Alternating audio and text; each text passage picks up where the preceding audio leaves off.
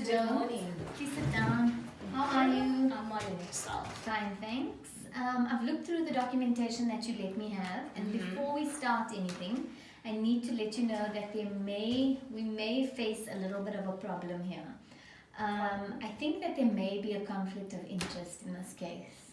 In this case, Yes. but I don't know you. To explain that to you, a conflict of interest is a situation where you seek legal representation, but the representation given, so for example, the representation that you're seeking from me, may impact your case negatively due to a relationship that I have with anyone related to this matter. Do you have family members?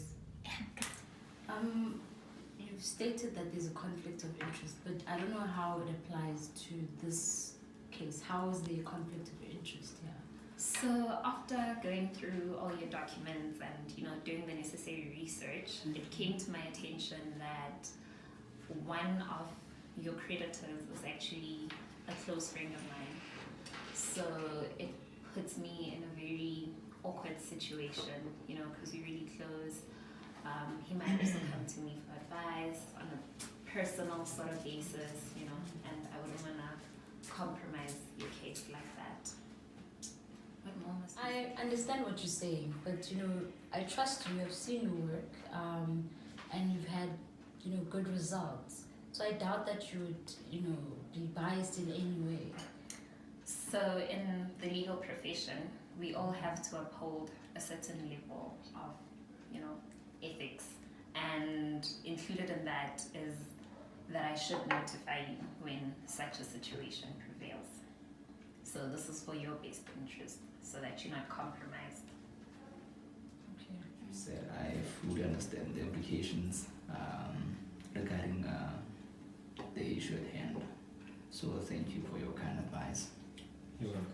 Yeah, and to add from what my colleague was saying, Mr. Jones, it is important also to note that if in a hypothetical situation it would happen that you guys would be liquidated, then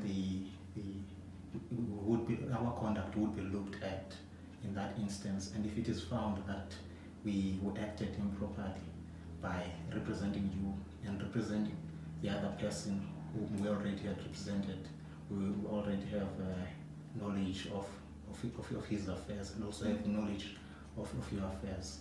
That's putting us in a compromising situation, and not in that case refusing or declining representing you, then would be in trouble in that case. So it would also put us in a dangerous position legally if we were to proceed to represent you. So that is why we see it not advisable to accept representing you in this instance. And there is various case law supporting this. Ma'am, I understand that you said you really can't represent me, hence there's a conflict of interest. So would you kindly explain to me this issue of conflict of interest and address me on the law specifically? Which law addresses the issue of conflict of interest? Well, because of our personal nature, the relationship that we have with the other client, in terms of the Companies Act, we're required to treat all creditors equally and with transparency and fairness. And in that aspect, for example, if we were to act on your behalf and in the liquidation process, there could be undue influence. For example, you could ask for a reduction in fees or a removal of certain fees, or you could ask for example, a undue influence in terms of a bribe or so forth.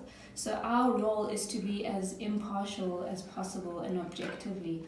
Also, in addition to that, we are required in terms of our code of ethics as a society and as an association to not act with any fear or favor. So it would actually be to your detriment if we were to represent two creditors to whom we have either a direct or indirect personal relationship with the other. Okay, understood. I think my colleague can explain.